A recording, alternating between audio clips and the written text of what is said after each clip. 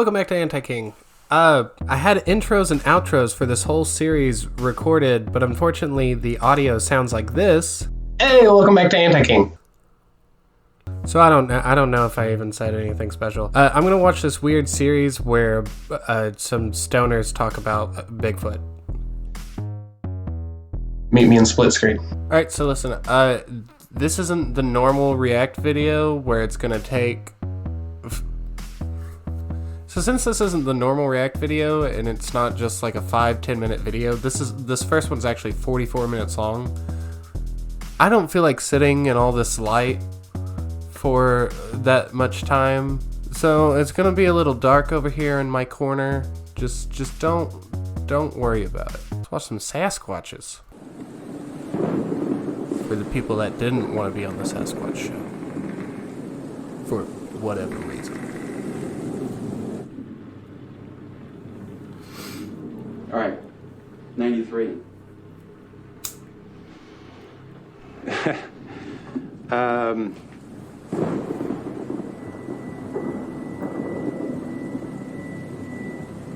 old were you again? 23. I was 23 years old. Yeah. And I was visiting a good buddy. The dude kind of looks like farm up in Northern California. Is it Steve from Stranger Things? The dude with the long hair that everybody likes. The drive up 101 to Mendocino, I remember it was really foggy and it was raining hard. And it would continue to rain almost nonstop for my entire time in Mendocino. Like just constant hard driving, cold rain. As soon as you cross the line into Mendocino County out of wine country, the trees are just huge. They're so tall that the canopy cuts out the daylight. It was the first time I'd been on the back roads. Every property there is gated. Most of the properties are posted no trespassing for a reason. That's when we saw it. Sasquatch's house. You know, locked gate after locked gate, the roads get smaller and gnarlier until we finally get to the cannabis farm. The next day, I put in a little work on the farm. In interacting with other workers on the farm, they were all telling stories about how there was this Sasquatch running around that was threatening people in backwoods cannabis patches. They're like growling at people from the tree line. Why does it have red eyes? Running. I've never once heard of a Sasquatch that has red eyes, and this dude's got the fucking blick. This dude came strapped up. But isn't that like a chupacabra? I've never heard of a Sasquatch having like red eyes and trying to like scare people off. At somebody and then skittering off into the distance, or hurling rocks, like big rocks just come chunking down from ridge lines. And I was like, are these people fucking with me? Like, is this the like fuck with the outsider new guy trying to scare me? And that's when things got even a little weirder. Second night I'm there, the guy that owns the place, he's rolling joints. He got a phone call. I got to looking at him. He's looking awfully Sasquatchish. And that's when things got even a little weirder. Second night I'm there, the guy that owns the place, he's rolling joints. He got a phone call. On the other end of that phone was a Sasquatch. The conversation's a little tense. I mean, I remember him saying, like, you guys on a run? You got everything sorted? You know, he's like, okay. And he's like, all right, but keep him mellow. You got to keep him mellow. These two guys come in, they're soaked, and one of them was talking a mile a minute. His eyes are like the eyes of a panicked horse. You know, they're rolling around. I was sketched out enough by this guy's presence that I was just kind of trying to become one with the couch. The owner of the farm is trying to calm him down. Just like, just be cool, be cool, be cool. And his voice got up and he said, no, it wasn't a fucking rip-off. All the weed's still there. It's ripped up, it's all over the place, but all the weed's still there. This wasn't a rip. The guy on the farm said, you sure they're dead? He's like, are you fucking not listening to me? Yes, I'm sure they're dead. They're mangled. And then the other guy was with him was like, yeah, man, they're mangled. And the guy was like repeating over and over. It's like, we have to warn everybody. We have to warn everybody. He believed he had just seen 3 bodies, dead, mangled, torn to pieces. Damn, that took a turn. He started to say something loud and was shushed. And then he said, I'm telling you, man, a Bigfoot killed those guys. What a hell of an open. They fucking got me. I'm hooked. Whole ass Sasquatch crime scene. Bigfoot, double homicide. Damn. Double homicide. Yeah, double homicide. He had the most knowing look on his face. His eyes. I remember the eyes, I think, more than anything else. The way it went up the mountain, the way everybody describes Bigfoot, that's all. I remember the eyes, I think, more than anything. Out of context, it kind of sounds like this dude wants to fuck Sasquatch.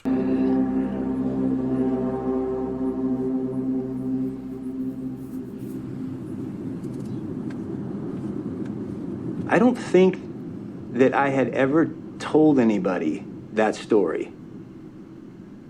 I mean, I got plenty of stories that, like, sitting around, like, shooting the shit with people, like, I'll lay out there, things that I experienced.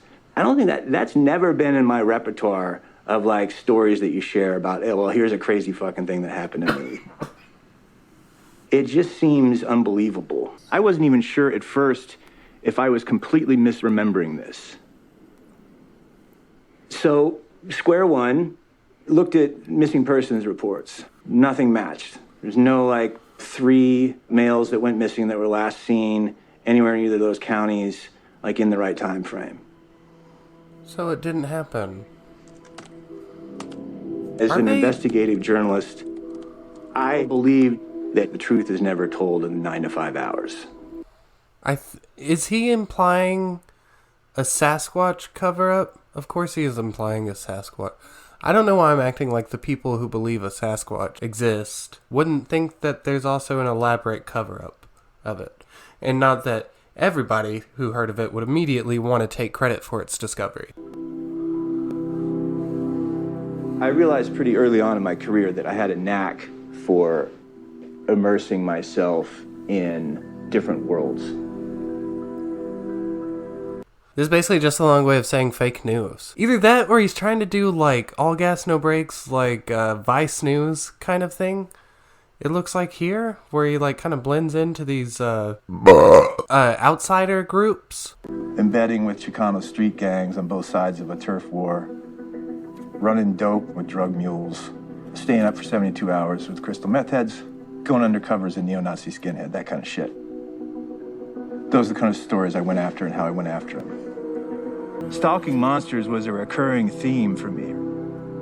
If I decided you were a monster, I was coming for you, and nothing was going to turn me aside. You were done. Okay, never mind. I take it all back. This dude is based as fuck. Cue the communist anthem.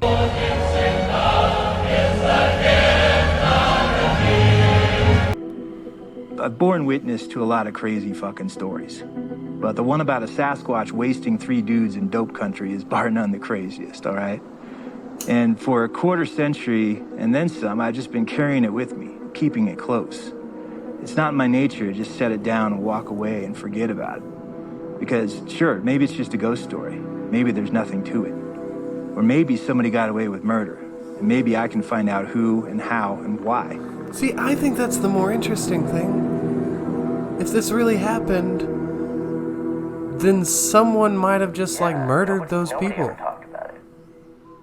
And a bunch of stoners were just like, definitely a Sasquatch. That's like, what, 26 years ago? I reached out to my buddy who had the same experience that I did.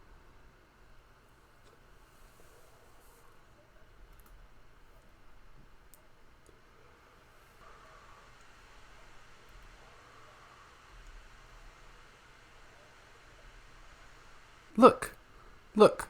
Here's this guy from Sasquatch thing. Steve from Stranger Things. Oh, who the fuck that is? That was a good observation. I'm right about this. Cabin that night, I was trying to figure out whether my memories were accurate at all. Did you hear them say Bigfoot? Yeah. Because it was loud. And that's when I heard about the bodies, right? You know, like the way they were all torn up. I'm like, okay, he remembers too, you know? At the time, I was scared shitless. Man, I was scared shitless the whole time I was up there. But he's not telling me shit about how to get a hold of the guy, except to give me a couple names that I already had of people that might have his number. I bet you went into town when you left the next day or whatever and started asking questions. Fuck no, I didn't want any part of that. So why do you want to do it now? It was like, why are you doing this? You know, and it set me back on my heels for a minute. It's like, whoa, why am I doing this? Because it sounds ridiculous on the face of it. A Bigfoot murdered 3 guys on a dope farm. If that sentence isn't enough to get you into this show, I don't know why you're on this channel. Once you peel back the first layer of that, and you get the first glimpse of the truth behind that crazy fucking story, it's hard not to just keep peeling back layers to try and really get at it. Like an onion.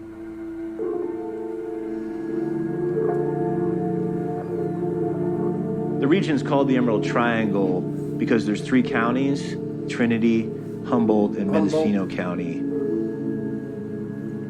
All 3 counties are famous worldwide for producing very high-grade, bright green cannabis plants. That's true. It's only once you're in the deep redwoods in Mendocino County or Humboldt County that this story of Sasquatch, this legend that has been passed down, starting with the indigenous people of the region for hundreds of years, starts to feel like less of a frivolous legend.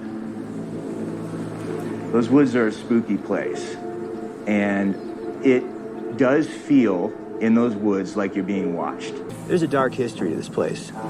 A lot of blood's been spilled beneath those redwood trees, and going back at least as far as the 1860s with the California gold rush, you know, you got hordes of white frontiersmen and plunderers coming in the area, just brutalizing the indigenous people and committing horrible massacres, including a number that targeted the Wiyot tribe. They snuck into the camps in the middle of the night and they used firearms to kill the adult men. And then they switched to knives, hatchets, and axes, and the guy, they butchered the women, children, and old people. Once the gold rush starts to die down, the timber industry springs up. That was the beginning of the rapacious loggers that were taking down the first old-growth redwoods in Northern California, stripping the land of natural resources. 100 years later, 1970, 95% of all the original redwoods have been cut down. A lot of those trees were over 1,000 years old, and they're just gone. That was about the time the hippies and the back-to-the-landers started to move in. And they were drawn there, in part, by the lawlessness of the place. Because while there's a lot of danger in lawlessness, there's also a lot of freedom. Hell yeah. A lot of people left the Bay Area or migrated across the country to go to Humboldt to like live the simple life, right? To build a homestead, to have a community, to have their own schools, to grow their own food. It doesn't sound very simple. We found community really quickly. Or get murdered by Sasquatches. Because there were so many people with similar values, raising young children. We had an outhouse. We had one I get nervous anytime I hear old white people talk about moving somewhere for similar values. It just makes me kind of... we had no electricity whatsoever. There's a great power to being on the mountain, and it's a beautiful way to live. And it starts. This man's name is Ghost Dance. Most people had not originally gone up to the Emerald Triangle to grow marijuana. They went up there because they wanted to go back to nature and have a nice place for their kids to grow up. Only to discover once they were there that there weren't a whole lot of other ways to earn a living. So basically, most people got into marijuana by default. Oh, and look at this. Here, wait a minute. Sasquatch has appeared. Here he is. Oh, it's Sasquatch. Oh. Ah! Fucking scary, bro. Did y'all see that fucking Sasquatch? Squatch, Bigfoot, like what is Sasquatch? You know, I personally have never seen one or seen anything that said to me, oh my God, this is pretty good evidence. But I'm kind of from Missouri on that stuff. I'll be open to a lot of things. That's but one for of the me best to responses. Say I know it or...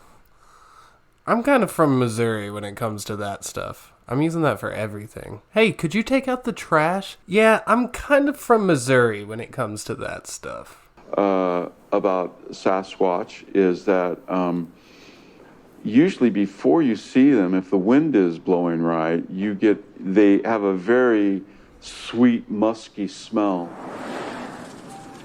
That could be when she's in that time of her moon cycle and when she's really looking for love.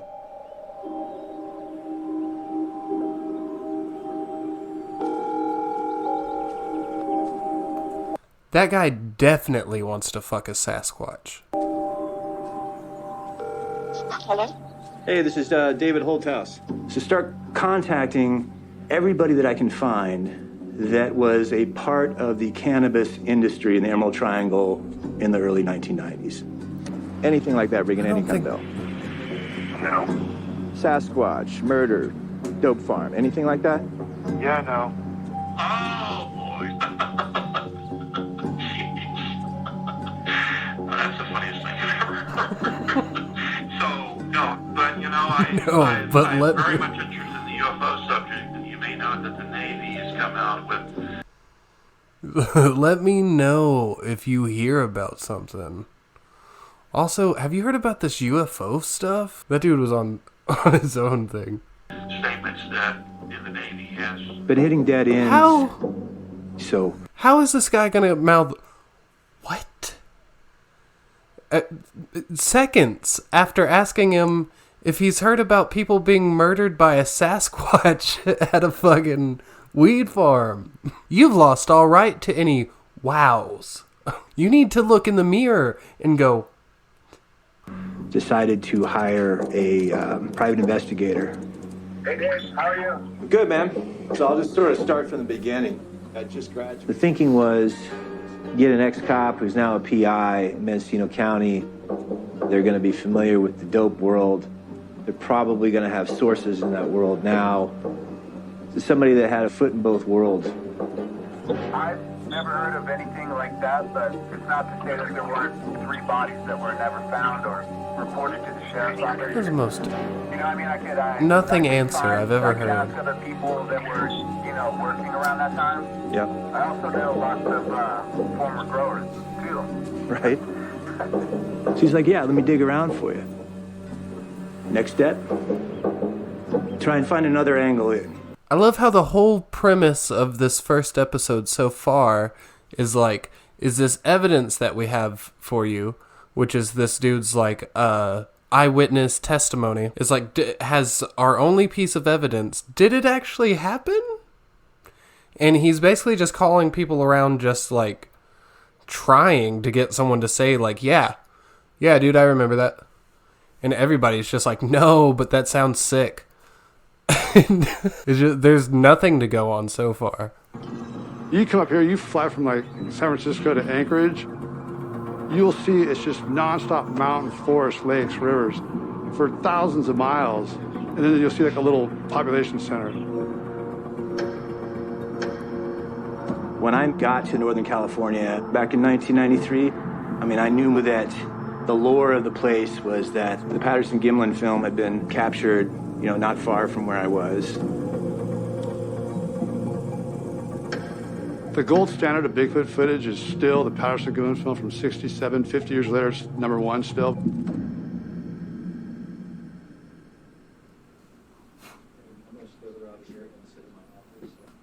Right here in this big, comfortable chair? Yes, please, sir. Okay, thank you. All right. I think this is a good spot. Right before we get into the expert analysis, I'm going to go ahead and cut this video off here. Just for the interest of saving time, I don't want these to all be super long videos or anything. Okay, bye.